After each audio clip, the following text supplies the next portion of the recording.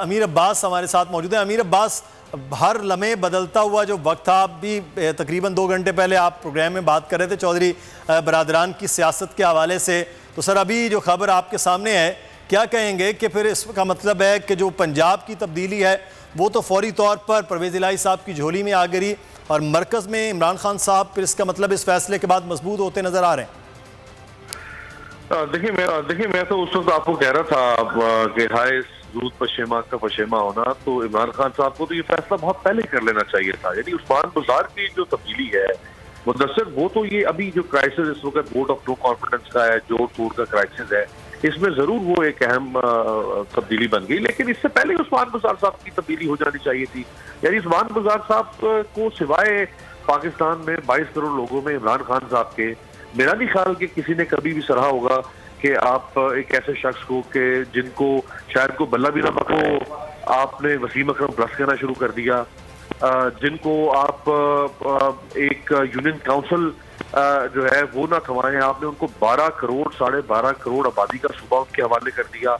कोई क्रेडेंशियल्स नहीं थे उस्मान बुज़ार के और आप जिद रहे, आपको आपके खैर ख्वाह समझाते रहे, आपके दोस्त समझाते रहे, हमदर्द आपको समझाते रहे कि खान साहब आपने जहां बहुत सारे फैसलों पे यू टर्न चले, मैं नहीं कहता, लेकिन आपने उनको रिवर्स किया, अनडू किया या बेहतर फैसला किया बदलते हालात के मुताबिक, आप इस फैसले को भी बदल सकते थे।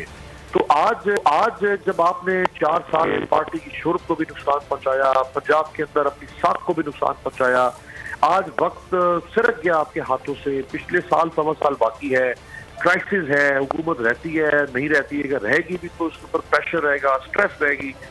अब आपने ये फैसला किया, यही फैसला अगर आप 1.5-2 साल पहले कर लेते तो बहुत फायदा आपको। देखिए चौधरी बरादरान जो है या क्वाफ लीग जो है वो एक अरसे से इस बात की ख्वाहिशमंद थी कि उनको वज़ारत आला दी जाए, और मैं समझता हूँ कि भले उनकी अपनी पार्टी है इमरान खान साहब से, लेकिन चौधरी परवेज इलाही अनडाउटेडली हमारी तारीख के एक कामयाब चीफ मिनिस्टर रहे हैं।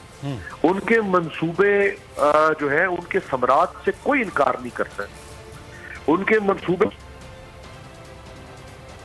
अमीर अब्बास से हम रब्ता दोबारा से करते हैं। बड़े देर पा किस्म के और जिसे कहा जाए कि कंक्रीट फॉर्म के मंसूबे वो काफ लीग के दौरे हुकूमत में 2002 से 2008 के दौरान रहे हैं। समी इब्राहिम साहब हमारे साथ है। समी साहब, मैं थोड़ा सा रिकॉल कर रहा था वो दिन जब आप प्रोग्राम के ज़रिए आपने ये खबर दी थी कि मैं आपको ये खबर दे रहा हूँ कि परवेज़ इलाही वज़ीर आला पंजाब होंगे। शायद तहरीक अदम एतमाद के 1-2 दिन पहले की शायद बात है। तो आज परवेज़ इलाही जो हैं वो वज़ीर आला के लिए वज़ीर आज़म की जानिब से नामज़द हो गए। कुछ आकर थोड़ा देर किया वज़ीर आज़म ने उस ऐलान को, लेकिन वो जो आप खबर दे रहे हैं उस खबर के मुताबिक। लेकिन सर जो मेरे 2 सवाल थे, एक तो फौरी तौर पर तहरीक अदम एतमाद का पेश होना आज रातों रात पूरा प्लान और उसके बाद पेश हुई। दूसरा, एडमिनिस्ट्रेटर हैदराबाद और कराची के लिए फौरी तौर पर वज़ीर आला और एडमिनिस्ट्रेटर कराची को मुर्तज़ा वहाब को बुलाया जाना।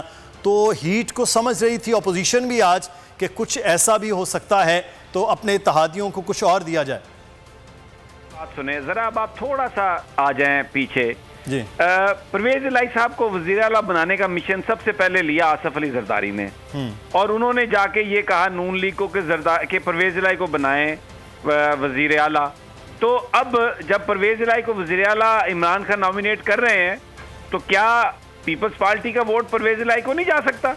देखें, ये आप इसको समझें। मैं तो इसमें और भी मुझे तो ये लगता है कि पंजाब में जो गवर्नमेंट होगी इत्तेहादियों की, उसमें शायद पीपल्स पार्टी भी शामिल हो जाए, उनके जो 1-2 बंदे हैं, 4 बंदे हैं बीच में एमपी, क्योंकि परवेज इलाही साहब को वज़ीर आला बनाने का सबसे पहले जो नाम लिया वो जनाब आसिफ अली जरदारी ने अपोजिशन में से नाम लिया। नून लीग तो इसको रेजिस्ट कर रही थी।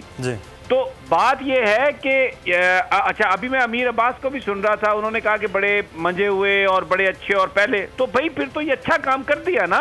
लोगों की जो डिमांड थी, लोग कह रहे थे परवेज इलाही बड़े कामयाब आदमी हैं, उनको वज़ीर आला बना दिया इमरान खान साहब ने, अब यानी नॉमिनेट कर दिया।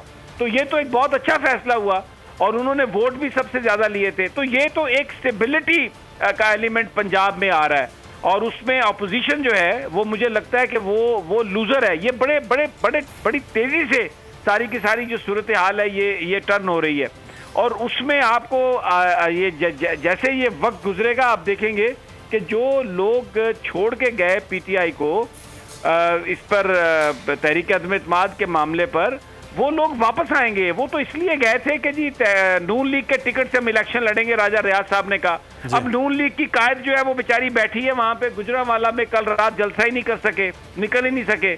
और जो नून लीग वाले हैं वो शहर में ये खबरें फैला रहे हैं कि जी वो तो टेलीफोन कॉल पर रुक गए इसलिए कि कोई हंगामा ना हो।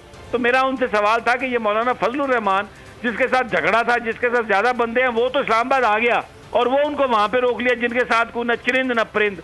तो अगर राजा रियाज इसलिए जा रहे थे नून लीग में कि वो टिकट लेंगे और नून लीग पे इलेक्शन जीत जाएंगे, तो ये जमा आया, उसने तो पूरे पाकिस्तान में ये बता दिया कि ये तो वेव चल रही है इमरान खान की, और खंबा नहीं किसी खरगोश को भी टिकट दे दिया तो इमरान खान जीत जाएंगे।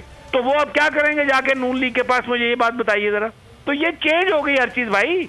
ये अगले 2, 4, 5 दिनों में आप देखेंगे everything is changed, the tide is turning. और ये मुझे लगता है कि लाइज और ये इनका जो इमरान खान साहब का है, ये मुझे लगता है कि ये they are very in a comfortable position in days to come. Subscribe करें और बेल दबाएं ताकि कोई खबर रह न जाए।